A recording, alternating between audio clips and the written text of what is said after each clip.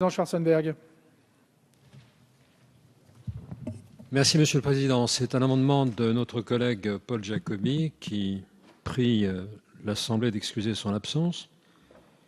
Dans le cadre de la politique du gouvernement en faveur de la compétitivité et de l'emploi, il apparaît tout à fait nécessaire de stabiliser et de proroger le crédit d'impôt pour certains investissements réalisés en Corse. Le présent amendement propose donc de maintenir le taux du crédit d'impôt à 20%, alors qu'il devait être ramené à 10% à compter du 1er janvier 2015, à la suite de l'adoption d'un article 39 de la loi de finances rectificative pour 2011, et propose également de proroger le dispositif jusqu'en 2000.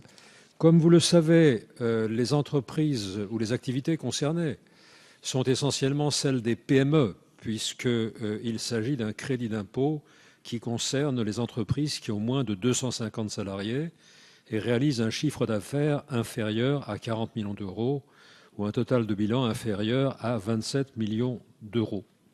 C'est pourquoi nous leur portons une attention particulière en souhaitant que la réduction du taux de 20 à 10%, tel que prévu initialement, soit abandonnée et que le dispositif soit prorogé jusqu'en 2020.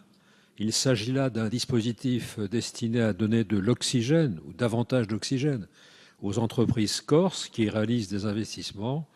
Le crédit d'impôt en question leur est très utile et c'est pourquoi nous souhaitons à la fois que le taux soit ce que l'on disait à l'instant et qu'il y ait prorogation du dispositif jusqu'en 2020.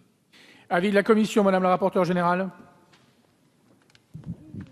La Commission a émis un avis défavorable à votre amendement, tout simplement parce que vous proposez de prolonger un dispositif jusqu'en 2020, mais qui existe déjà jusqu'en 2016. Donc on a estimé qu'il y avait un peu de temps, même si effectivement avoir de la lisibilité, de la perspective sur le futur, c'est toujours intéressant. Mais comme ce dispositif existe déjà jusqu'à fin 2016, on a jugé qu'il y avait un peu de temps. Avis du gouvernement, Monsieur le ministre.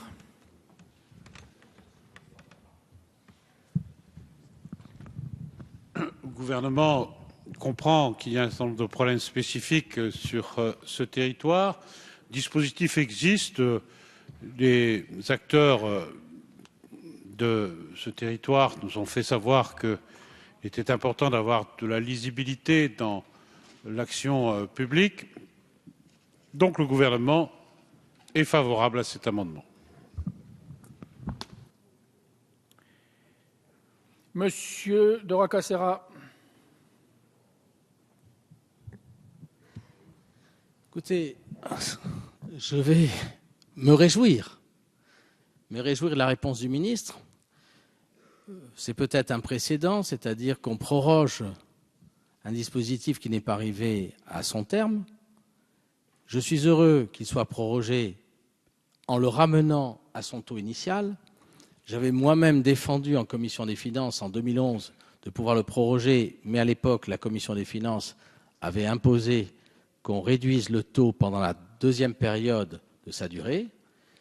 Je vois que lorsque la commission des finances, et je dis à Madame la rapporteure, m'avait refusé de proroger jusqu'en 2020 ce dispositif, peut-être que le gouvernement, dans sa sagesse, en voulant satisfaire aussi sur un plan un petit peu partisan, et je remercie d'ailleurs le ministre professeur Schwarzenberg d'être là pour défendre la Corse en absence de certains élus. Moi, je suis là et j'avais dit à Monsieur le ministre que je serais présent. Monsieur le ministre, vous tenez votre engagement. Je vous en remercie.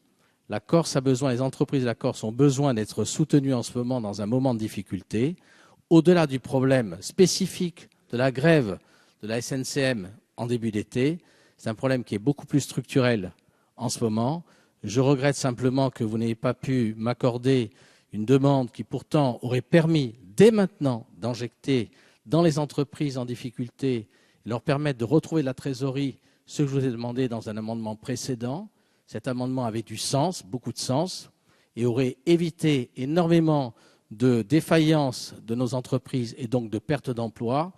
Les pertes d'emplois ont toujours un coût, chacun devra assumer, mais je retirerai l'amendement que j'avais déposé par ailleurs pour m'associer à l'amendement défendu en ce moment par Roger Schwarzenberg. Et je remercie le gouvernement qui va plus loin que la Commission des finances, au moins d'apporter de la visibilité et de permettre le maintien d'un dispositif qui, lui, était à ma demande en 2011 et qui permet effectivement la cessibilité immédiate auprès des établissements bancaires et le recouvrement de la créance sur l'État annuellement, ce qui n'est pas le dispositif qui était applicable précédemment. Merci. Et donc nous avons, excusez-moi Monsieur le Président, mais juste un mot, un stock de créances sur l'État qui ne sera honoré qu'en 2018. D'ici là, j'espère que les entreprises pourront subvenir à leurs besoins. Monsieur le Président Schwarzenberg.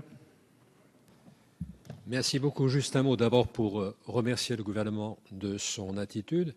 Et je suis toujours très attentif à ce que dit la rapporteure générale, et généralement d'accord avec elle. Mais si nous souhaitons aller jusqu'à 2020, c'est qu'en matière d'investissement, il est important d'avoir une certaine visibilité pour les investisseurs, de pouvoir se projeter dans l'avenir au-delà de ce que serait la période actuelle si on la maintenait. Je mets aux voix cet amendement qui fait l'objet d'un avis défavorable de la Commission et favorable du gouvernement, qui est pour son adoption. Contre. Il est adopté. Le 139, j'ai cru comprendre, Monsieur de Roccassera, qu'il était retiré. Merci. Nous avons ensuite des amendements qui peuvent être soumis à une discussion commune. Le 313 ne me semble pas être défendu. Dans les amendements identiques, le 72 non plus.